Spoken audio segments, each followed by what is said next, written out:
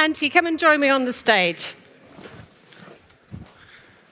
Thanks to Apo and Tony, who've done a brilliant job with the chairs. Come and join me. Thanks, Emma. In the sandals. These are really comfortable chairs, so if we're not careful, we might do a bit of this. So we'll try and keep us up straight. I think that we've got a really big mix of audience here today.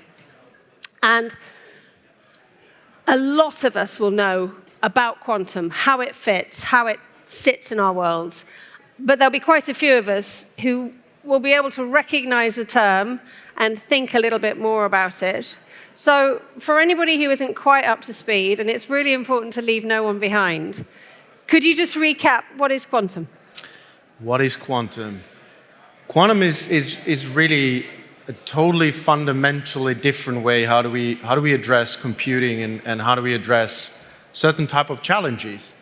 And everyone who's been with IT knows that we're very accustomed on at least on the low level to talk about ones and zeros, and then that kind of becomes like programmable languages and so forth, etc. And then we can solve certain type of problems, right? Quantum computing is totally different. It's not based on ones and zeros, it's based on quantum physics. And basically, instead of having a logic where you can have either on and off, 1 and 0, it can be anything in between, right? So it's almost like moving from a flick switch into this kind of a switch that you can really kind of adjust how bright, how light, how dark it is. It's a dim switch, right?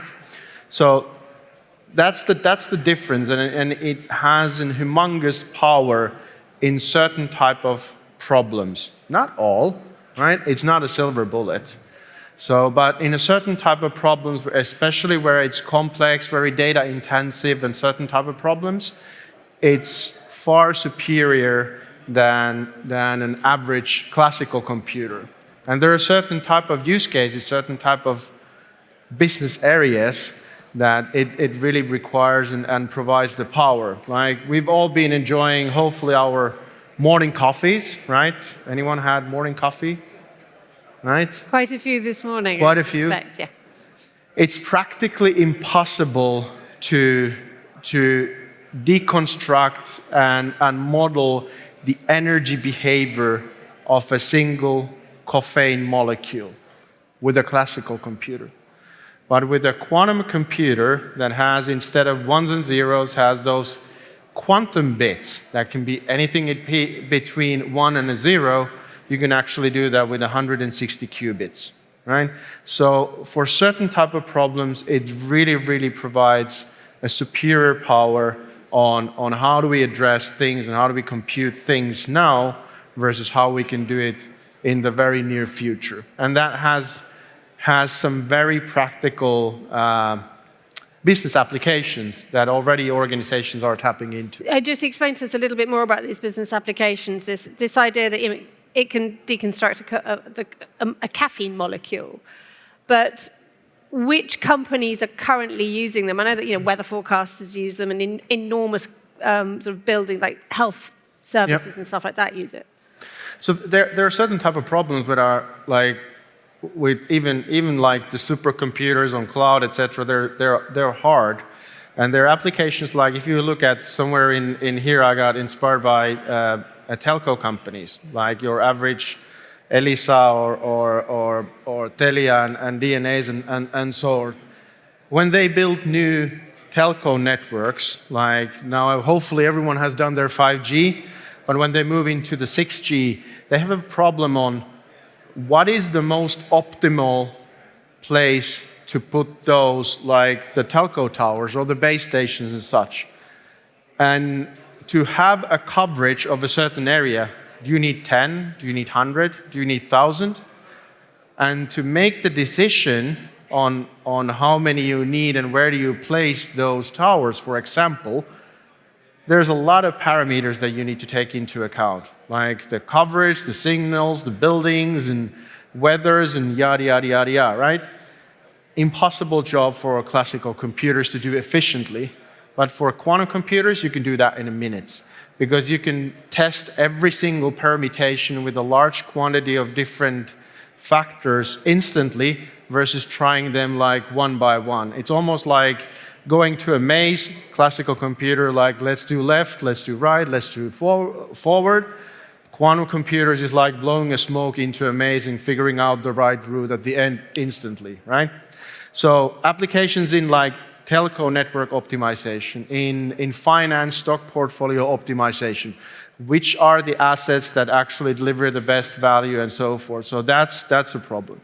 In material science, like Mercedes-Benz, Volkswagen, they're all already using quantum computers in their next generation electrical vehicle battery design to figure out what are the materials, what are the compositions to actually make it more efficient for the cars to kind of have a longer range and so forth, or kind of how they can be used in a minus 30 degrees in Helsinki, right? So it has applications across, as you said, whether a lot of the banks, JP Morgan Chase, HSBC are using them in the banking, the car manufacturers are doing, and a lot of companies in the pharmaceuticals to do new drug discovery and speed up the clinical process on kind of getting a new drug to the market. So like AI, it's just coming straight, it sort of permeates absolutely everything really quickly. So I wonder, for those of us who might not have actually thought, really seriously considered, or had that moment when you realized the significance of quantum, if you could just take us back to that moment when you just went, oh my goodness, this is really important and it's going to get absolutely everywhere really quickly. Yeah, I think I've always enjoyed emerging technologies. I've enjoyed a lot of like different new stuff, kind of having a computer science background. But I think it was probably late 2018, early 2019, where I think I was in Spain, in Madrid. We were running some workshops with our teams. And we were talking with our research colleagues, the researchers from kind of our quantum team.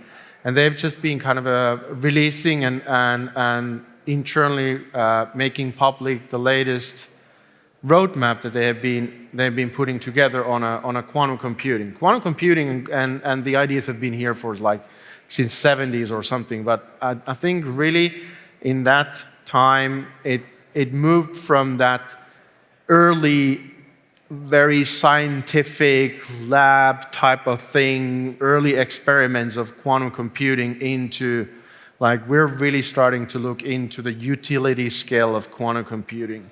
We're not only kind of looking at small bits in a chip, like we're looking at hundreds of chips, 100 of qubits in a chip, and we can already start to have practical, like very applications that deliver some value, right? And I think that was like, okay, now things are really moving really fast and taking an accelerated pace.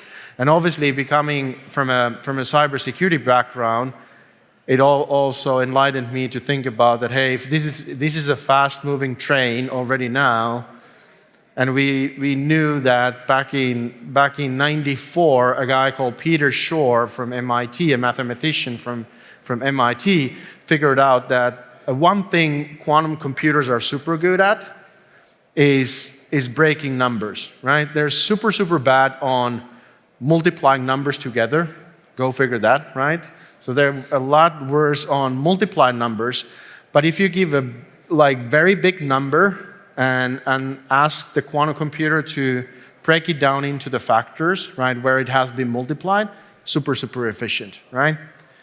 So those type of kind of discussions have progressed, but now in around that time, 2018, it really kind of shifted gear on becoming practical, becoming something that has real live use cases rather than just the kind of a techie lab, kind of a science fiction type of thing. I mean, just a quick question. How many of you guys factor quantum into what you do? Right. So we need to have a business, the business case for quantum to be explained, the real benefits that it brings. The real benefits? Well, as I mentioned, like there are certain type of use cases here. Like I mentioned about the telco network optimization, like where to put those kind of base stations or towers. Like there's a difference if you get a coverage that you want with 10 towers and 100 towers. Each tower costs. Each tower can carry a certain number of subscribers or kind of users in the network. Like there's a very clear business case behind that, like how much you need to invest. Or if you're doing something with material or chemistry or pharmaceutical, if you can cut down the time to actually model behaviors of a new drug, for example, by 5 to 10 years, like that has a business case, right? Or if it's a stock portfolio that you're running, right? If you even have like, I don't know, a lot of people here are probably doing investment and you may have a couple of stocks and ETFs or such in your portfolio. But if you really look at banks or if you look at something that does professional investing, they have 50, 100, 150, 200 different types of assets in their portfolio. And to really cut the cost down, to really find the best optimal way, where to buy, where to sell, how much to sell, like how much to buy, etc., which stocks to be put into your portfolio, super hard, and that has a monetary impact. If you do it badly, you lose money. But with quantum computers, like even very kind of a large portfolio of assets you can mimic with a very low number of qubits. So that has already a business case to forward. And that's why a lot of companies, and what lot means, there's an estimation that around 1,000 companies by end of this year are already tapping full speed into quantum computers, and primarily quantum computers that are available through cloud, right? Quantum computing as a service. So you don't need to have those like big boxes and the chandeliers if you've seen the pictures, right? You don't need to have them on your own. You can just like go, click online, get access to it, start playing around and maybe testing some of the use cases for your business and get some instant value. Okay, so that's the good stuff. It can help you, absolutely transform your business and its direction. We do have to talk about the negative elements of quantum. So let's explore now, where have you seen quantum go wrong? Because it's like everything, it's a benign entity, but its application is where all the risk emerges. Indeed. And I mentioned about this guy, Peter Shor, mathematician, designed the famous Peter Shor's algorithm back in 1994, right? And the whole idea is that, okay, quantum computers are super good on breaking numbers. At around the same time, 80s and 90s, also kind of we moved away from very open communication into closed communication using encryption and so forth. In 1995, Dr. Elgamal and a few of his friends also came up with a protocol called SSL, 95, so a year later after Peter Shor's algorithm. They thought that, hey, this is just a science fiction. The encryption that we've built into our secure communications will not going to break anywhere near the future. But now we're getting into that era of that becoming very plausible. So not only the secure communications we use, but also the stuff that we use on providing integrity of documents, contracts, even pieces of software, like even pieces of malware, right? Like what Mikko was talking. They use digital signatures that are constructed based on cryptographic algorithms that base on techniques like prime number factoring. And now Peter Shor has a way to actually crack those. And there's been a lot of evolution, right? So the real risk is that when the quantum computers, and it's almost like the flip side of the coin, like they provide superior value, but the downside is that where they are super good on providing positive value and solving tough challenges of the world, they also can dismantle the very core security controls that we use in so many ways, in so many areas of our digital infrastructure. And that is where the great challenge begins, isn't it? Because, I mean, if you read stuff on IBM research saying, oh, we're developing cryptographic solutions using quantum computers that other computers can't break. And then someone else says, actually, we've got something that other people can't break. And it seems to be this constant, sort of one-upmanship of you can't break us, and then someone probably does. Obviously. And somebody always will. Yeah, obviously, it's a bit of a kind of a chicken and a mouse game. So the good news, even though I said 95 and throughout the history, it's been evolved kind of ways to break cryptographic protocols and solutions. Now, in 2016, National Institute of Standards and Technologies, NIST, in US started a competition on the new cryptographic controls, new cryptographic solutions that will be resilient against an adversary that might use quantum computers to break your cryptographic controls, but can be executed on a classical computer. So they don't need a quantum computer. To be resilient against quantum attacks, you don't need to have a quantum computer. So that was the basis. Now the first algorithms, the first solutions and protocols were standardized August 13th last year.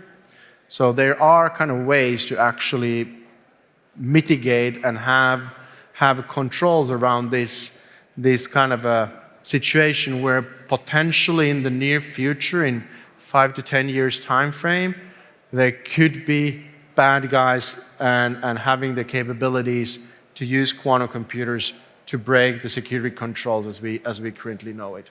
But it's not easy. And do you think that companies underestimate this? And also, when they do consider quantum, they think, okay, I need a quantum computer to do this. And you just demonstrated that you don't. But there are always going to be those factors, aren't there? Like there are going to be immediate costs, immediate challenges, skill sets that know how to do this. And so it can feel like quite a big wall that people need to climb in order to embrace this at the speed that you believe it needs to be. Exactly. And this is, as I said, this is not a flick switch exercise. To make your organization quantum safe, it is an exercise that requires focus on many areas, from procurement to your developments, to your infrastructure, to your leadership. And still very often I'm kind of faced with a conversation that, hey, this is not a big thing. This is not a reality as of now. And that is true. That is very true. It's not a risk at the moment, right? But if you look at the situation that the area and the maturity quantum computers are now and what is needed to be a quantum computer to break cryptography, you could almost kind of compare or find analog where AI was a few years ago. Anyone remembers a competition in the AI space called ImageNet? So, a bit of a history lesson. So there was a competition on kind of an image recognition under a kind of a term called ImageNet, and in 2012 there was kind of a participant in the competition called AlexNet. And AlexNet performed significantly better than any other kind of image recognition. And it was one of the first implementations of GPUs in image recognition. Fast forward, after that, there was natural language processing, and very soon after that, likes of ChatGPT and foundational models, and it was super, super rapid. So quantum computers are now like in the ImageNet moment, and there's already very large and very finite forecast that whatever happens now, it's not going to be linear, it's going to just be a hockey stick curve. So things will happen very, very soon. An estimate is, and this is kind of based on academia, that there's a 14% chance that quantum computers will reach the maturity to break cryptography as we currently know it in 5 years. So the question I always ask, like if you're a CISO or if you're a CTO of a company, do you really want to go into your board, or do you want to go and talk to your clients, or do you want to talk to your business partners? There's only 14% chance that my whole business gets deconstructed in next 5 years, and I don't want to do anything. I don't want to even plan it. I'll check in with that when the time is right. And many times, even though it's just a 14% chance in 5 years, that's what the academia says, like 14% chance on something catastrophic happening. Like if you are in corporate risk management and look at this from a risk perspective, you do something about it. You're not going to panic, but you're going to plan it, right? So Antti, what do you do about it when someone says you've got a 14% chance of this happening in 5 years? So I think, and that's a very good question. Like, where do you start, right? And there's a lot of noise in the industry. There's like, if you talk to many of the people, depending on if you're a vendor of a solution or if you're something else, the opinions vary, right? My recommendation is this is a risk management thing. Quantum risk is an emerging strategic risk with high impact. So you need to address it like with any other strategic risk in your organization, whether is it geopolitical risk or whether is it Trump with tariffs, right? You need to address it like a risk. You need to understand what are the business assets impacted by this risk, what are the urgent actions you need to do now in case there is a quantum winter, like there was an AI winter. What do you need to do potentially for an urgent thing? What are the things that you need to plan for long term? And how do you make your whole organization walk the walk with you? It's not like many organizations fail and their thinking is like, hey, this is a project we need to do in a standalone. No, like, you're not going to do it like a very monolithic standalone project. Because it's emergent risk. You want to influence your procurement. You want to if you're working with the developers, like ensure that your new applications, whether they're on monetizing AI or whatever, a part of your digital modernization scheme, build the requirements of modern cryptography into those existing projects. Get the whole company orchestrated in the right way so that they move into the right direction, and within 5 years they're in a better shape than they're now. Like, address it from a risk perspective and implement it across in your estate. Thank you very much indeed. Antti Ropponen, Executive Partner for Quantum Safe Transformation at IBM. Thank you. Thank you.